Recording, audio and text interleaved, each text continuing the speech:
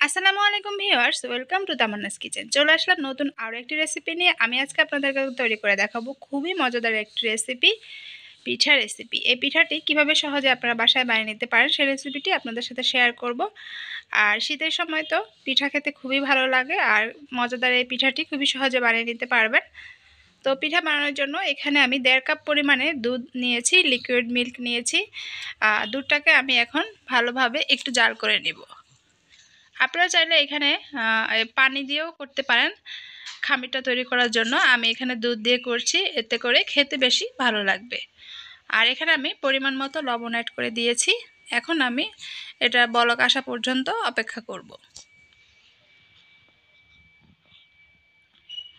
তো দেখতে পাচ্ছেন আমার বলক এসে গিয়েছে, আর এখন কিন্তু দুধটা হয়ে গিয়েছে। এটাকে বেশি জাল করা লাগবে না, জাস্ট কয়েকটা বলক আসলেই হয়ে যাবে। তারপরে এখানে আমি সুজি অ্যাড করে দিয়েছি।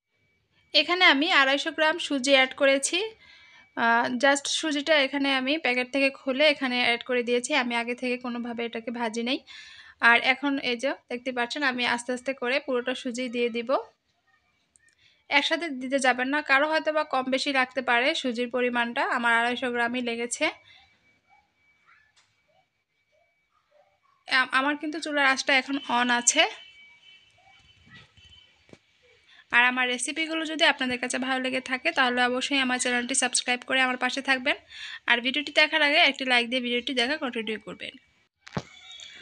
এতে দেখতেই পাচ্ছেন খামিরটা কিন্তু এখন হয়ে গিয়েছে। এটাকে জাস্ট ঢাকনা দিয়ে ঢেকে আমি 10 মিনিটের জন্য রেস্টে রেখে দিব।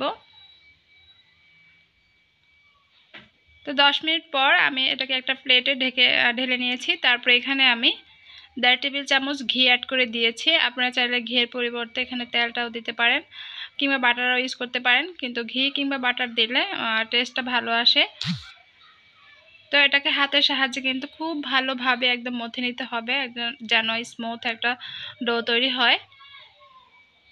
এতে দেখতেই পাচ্ছেন তৈরি হয়ে গিয়েছে। আর আমি ডো থেকে এভাবে করে একটু একটু করে নিয়ে এভাবে যে আমরা পিঠা ছাঁকি সেই ছাঁকনি দিয়ে এভাবে করে ডিজাইন করে নিচ্ছি। আর ডিজাইনটা কিন্তু খুব সুন্দর হয় আর খুবই সহজ। দেখতেই পাচ্ছেন হয়ে গেল। এই তো দেখতেই পাচ্ছেন খুব সুন্দর একটি ডিজাইন হয়ে গিয়েছে। আমি একইভাবে আপনাদের সুবিধার্থে আরেকটি তৈরি করে দেখাচ্ছি। এই তো দেখতেই পাচ্ছেন খুব সুন্দরভাবে হয়ে গিয়েছে।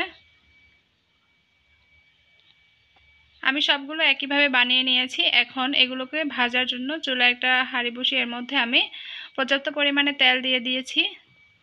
তেলটা যখন হালকা গরম হবে তারপর আমি পিঠাগুলো এর মধ্যে এক এক করে দিয়ে দিব।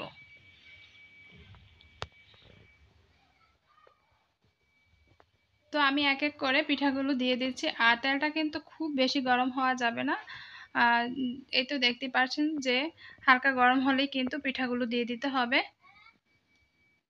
তাহলে কিন্তু উপর থেকে পুড়ে যাবে। আর আমি কিন্তু পিঠাগুলো একদম লাল লাল করে ভাজবো না, জাস্ট চুলার আঁচটা কমিয়ে হালকা ব্রাউন কালার হলেই আমি পিঠাগুলোকে নামিয়ে নেব।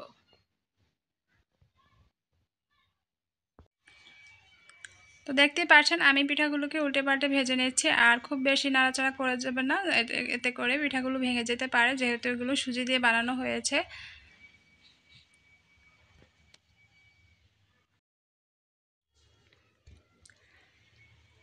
এই তো আমার পিঠাগুলো ভাজা হয়ে গেছে। আমি এভাবেই করে পিঠাগুলো ভেজে নিব। সবগুলো পিঠে আমি একইভাবে ভেজে নিয়েছি, দেখতেই পাচ্ছেন। এখন আমি একটা শিরা তৈরি করে নেব, দুধের শিরা তৈরি করে নেব। তার জন্য চুলায় আমি এখানে 1.5 কেজি পরিমাণে দুধ অ্যাড করে দিয়েছি। তারপরে এখানে কিছু মশলা অ্যাড করে দিলাম। আর এখানে আমি চিনি অ্যাড করে দিচ্ছি 1/2 কাপ পরিমাণে। মিষ্টিটা আপনারা আপনাদের পছন্দ অনুযায়ী দিতে পারেন। তা এখন এই দুধটাকে আমি জাল করে নিব।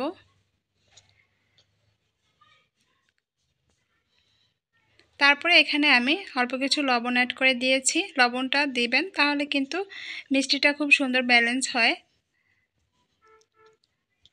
এই তো দেখতেই পাচ্ছেন দুধের মাঝে কিন্তু বলক এসে গিয়েছে।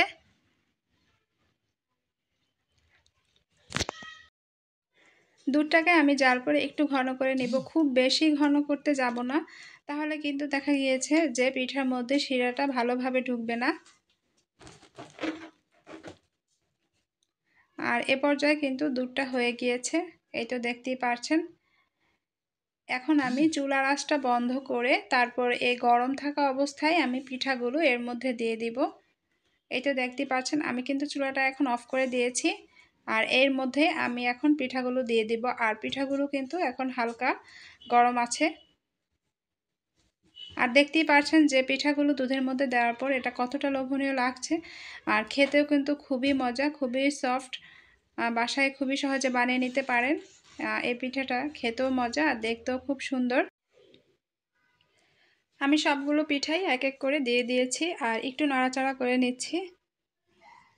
তারপরে পিঠাগুলোকে ঢাকনা দিয়ে ঢেকে প্রায় 1.5-2 ঘন্টার জন্য ঢেকে রেখে দিব। আপনারা চাইলে আধা ঘন্টার জন্য ঢেকে রাখতে পারেন হাতের কাছে সময় না থাকলে। আমি প্রায় 2 ঘন্টার মতো পিঠাগুলোকে রেখে দিয়েছিলাম আর দেখতেই পাচ্ছেন পিঠাগুলো কত সুন্দর ফুলে গিয়ে।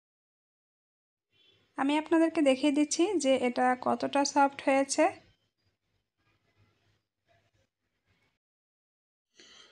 এই তো দেখতেই পাচ্ছেন কতটা সফট হয়েছে আর খেতেও কিন্তু খুবই মজা হয়েছে। বাসায় এভাবে অবশ্যই ট্রাই করে দেখবেন। তাহলে আজকে এ পর্যন্ত বিদায় নিচ্ছি। আল্লাহ হাফেজ।